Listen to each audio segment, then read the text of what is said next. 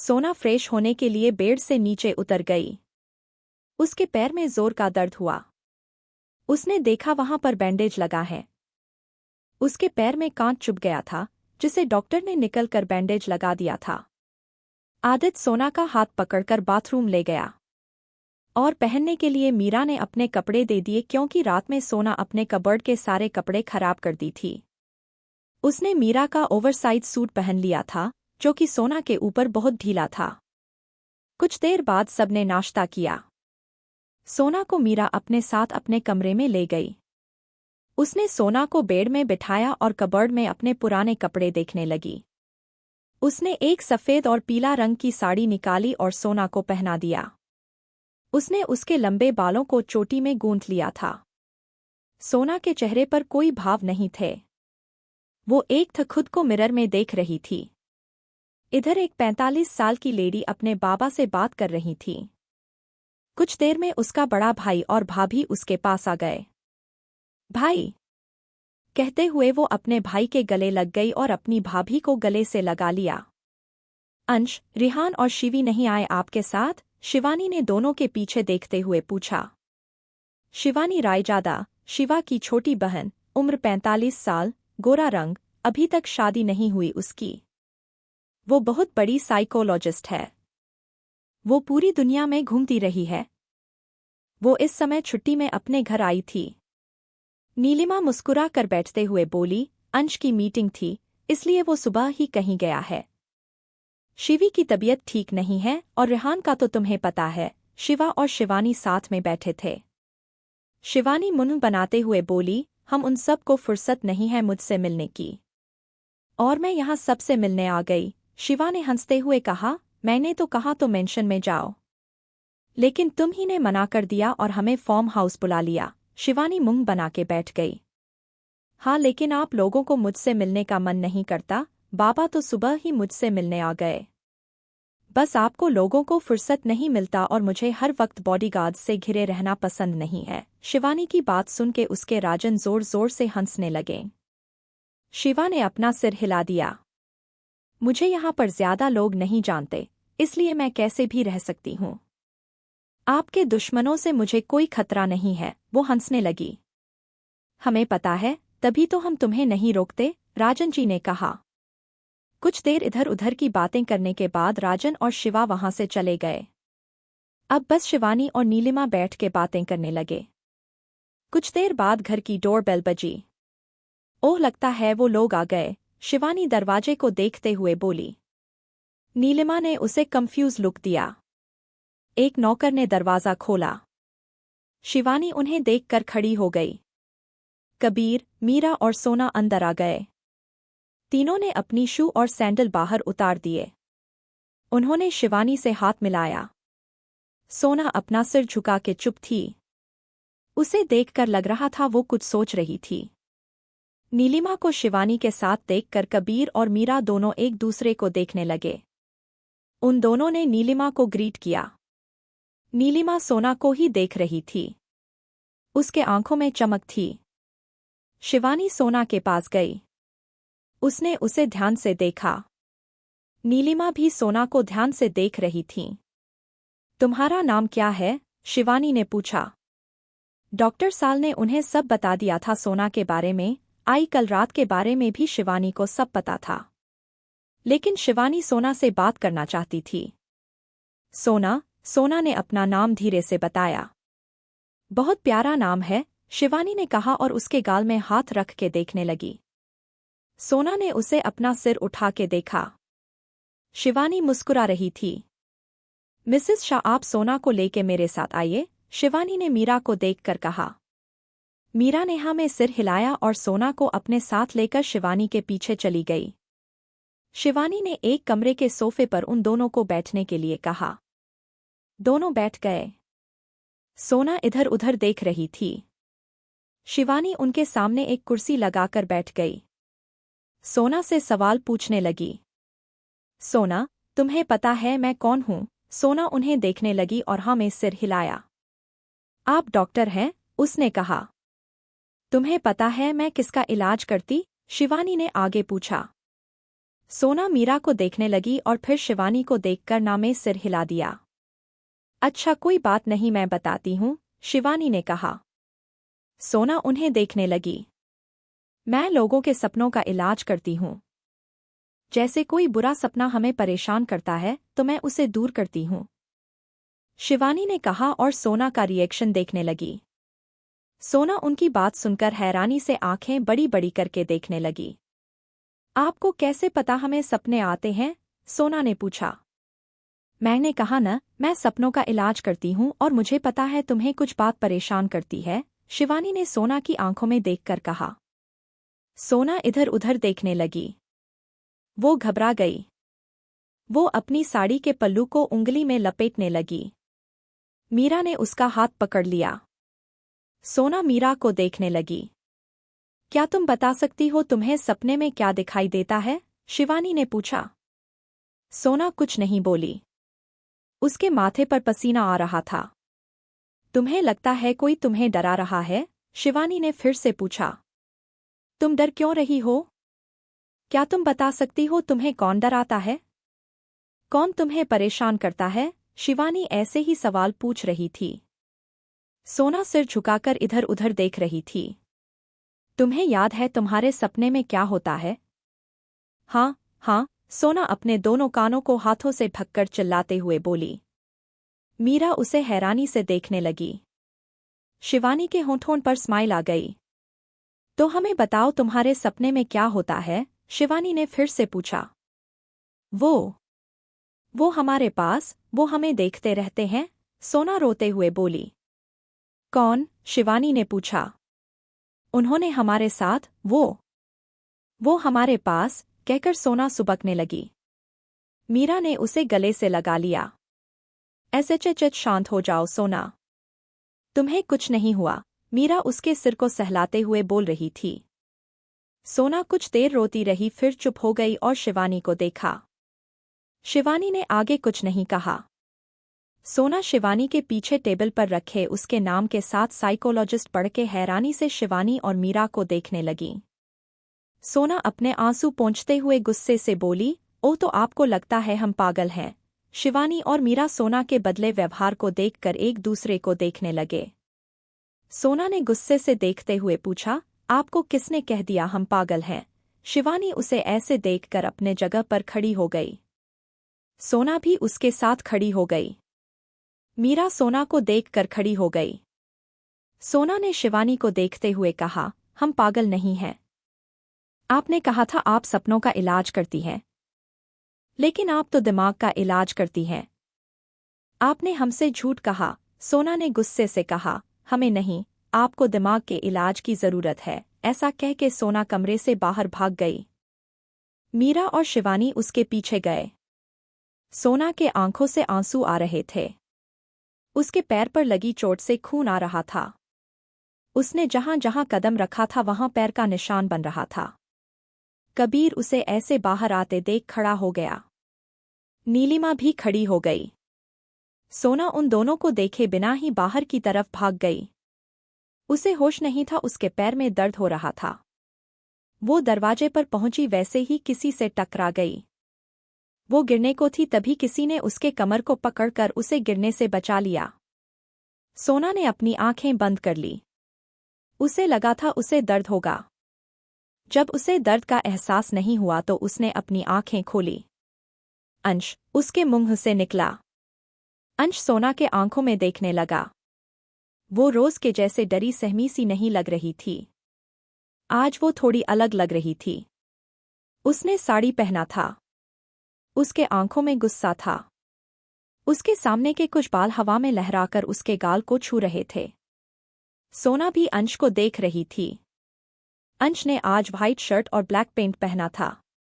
अंश उसे शिवानी के घर में देखकर हैरान था। सब उन दोनों को ऐसे देखकर हैरान थे। नीलिमा, शिवानी और कबीर तो उन दोनों को मुंह खोल के देख रहे थे।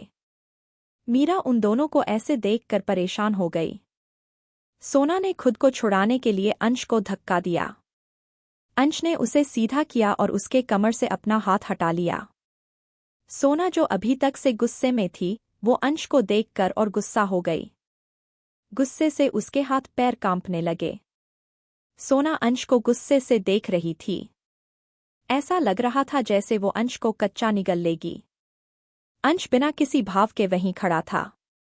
मीरा सोना के पास आ रही थी, लेकिन वो अपने जगह पर रुक गई। उसने देखा अंश के गाल पर जोरदार थप्पड़ लगा है। सोना ने अंश को थप्पड़ मारा था।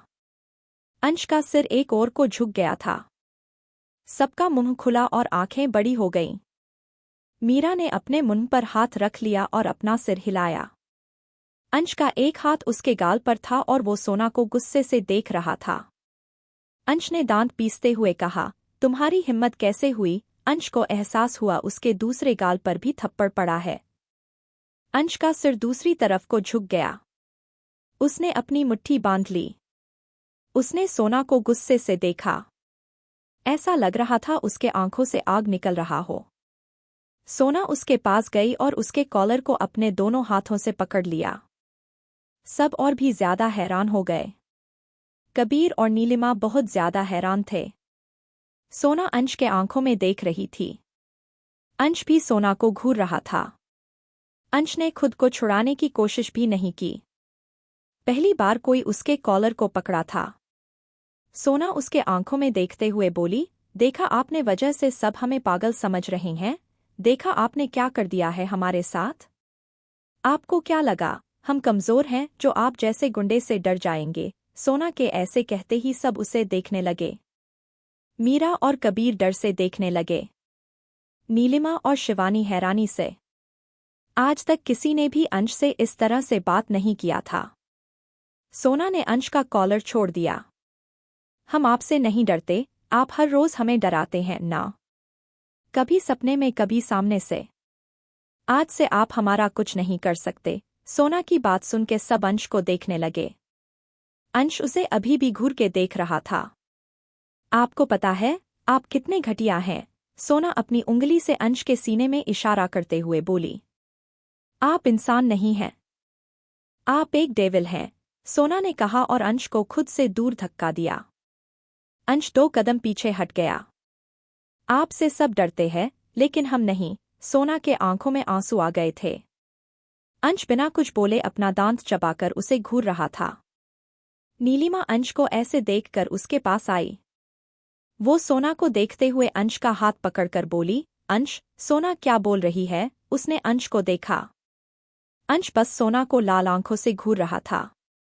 नीलिमा ने अंश के गाल को छुआ। उसके दोनों गाल लाल हो गए थे। अंश, मैं कुछ पूछ रही हूं तुमसे, नीलिमा ने अंश को झकझोरते हुए कहा। सोना नीलिमा को देखकर हैरान हो गई। उसने अभी तक से उसे नोटिस नहीं किया था। आंटी, हम आपको बताते हैं, आपके लाडले बेटे ने हमारे साथ क्या किया है, सोना अंश को देखते हुए बोली। उसे थोड़ा चक्कर सा आ रहा था। उसने अपने एक हाथ से अपना सिर पकड़ लिया। मीरा उसे ऐसे देखकर जल्दी से उसके पास आ गई और उसके कंधे को पकड़ के सहारा दिया। सोना नीलिमा को देखकर बोली, आंटी, आपके बेटे ने हमारे साथ बदसलूकी की है। उस दिन कॉलेज पार्टी में इन्होंने हमें बेइज्जत किया और हमें वैसे ही छोड़ के चले गए, सोना हिम्मत करके बोली। उसे ये सब बताने में तकलीफ हो रही थी। उसके आंखों से आंसू बहने लगे। उन्होंने हमारा कपड़ा, वो आगे कुछ बोल नहीं पाई। इन्होंने हमें ऐसे डराया कि हम खुद को आईने में देखकर डर जाते हैं, सोना रोते हुए बोली। मीरा कबीर के पास गई।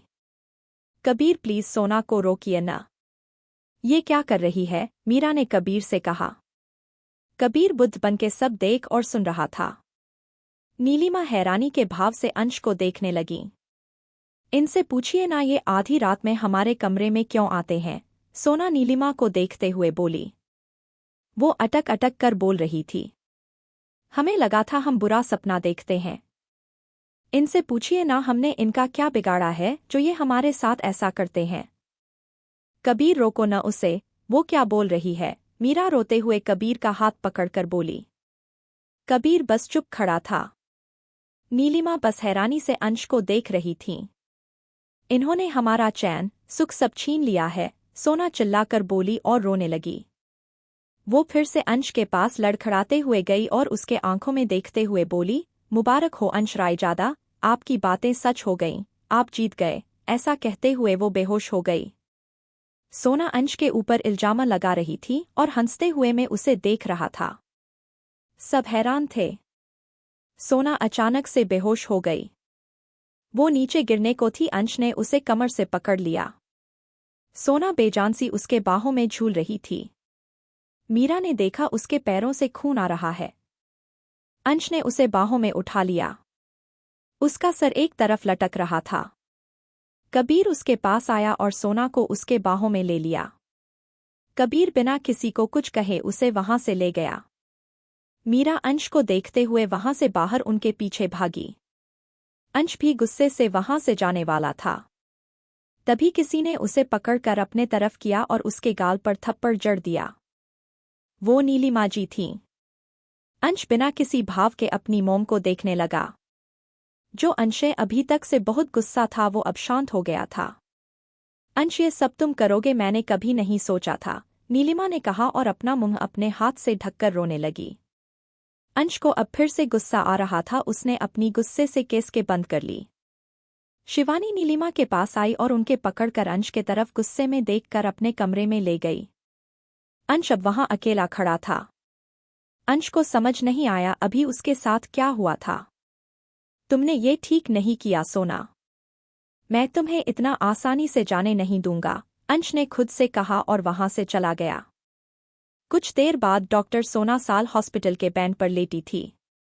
डॉक्टर साल उसको चेक कर रही थी। उसने उसके पैर पर पट्टी बांध दिया। उसका पैर हल्का सा सूज गया था। मिसेस शाह, सोना कमजोरी के वजह से बेहोश हो गई है। इसे कुछ देर में होश आ जाएगा। आप मेरे साथ आइए, मैं आपसे बात करना चाहती हूँ, डॉक्टर साल ने कहा और वार्ड से बाहर चली गई। मीरा सोना को देखते हुए उनके पीछे गई। कबीर सोना के पास बैठ गया।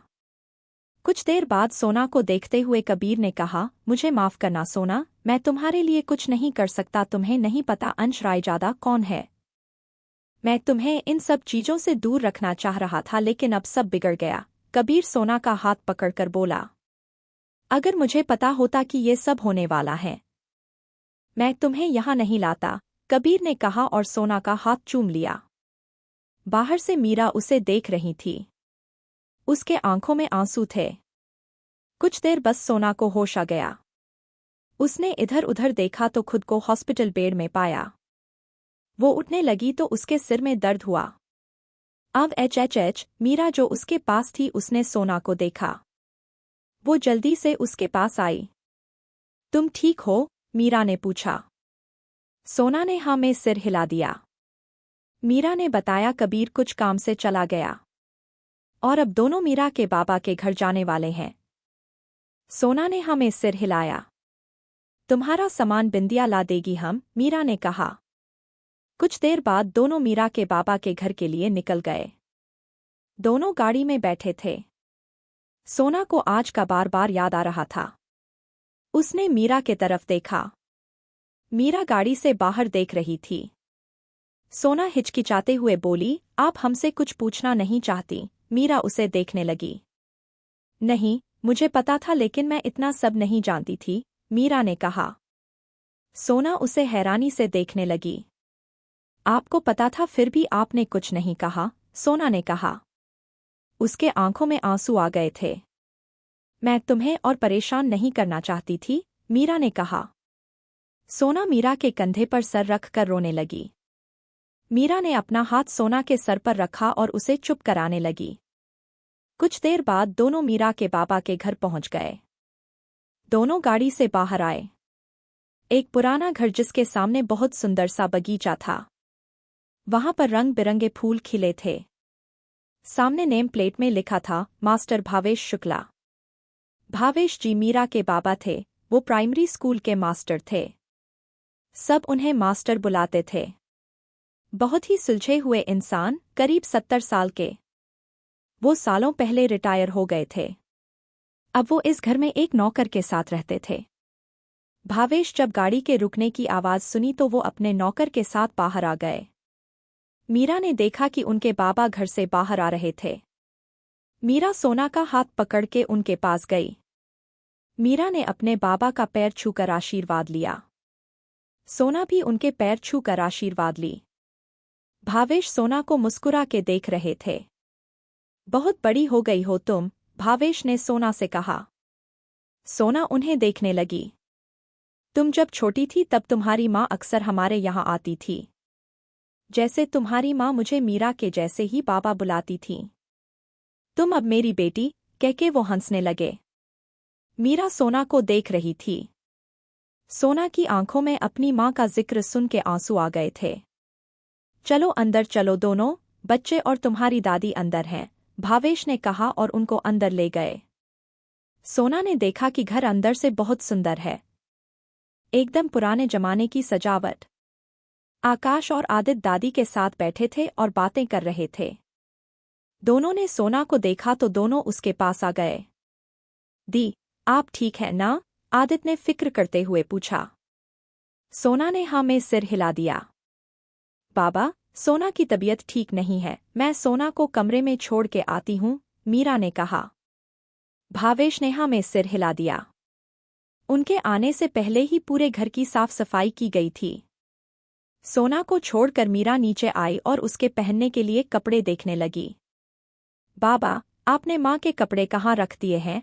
मिल नहीं रहा मुझे, मीरा कमरे से चिल्लाते हुए बोली। भावेश जी ने कहा कि सारे कपड़े उनके कमरे में हैं।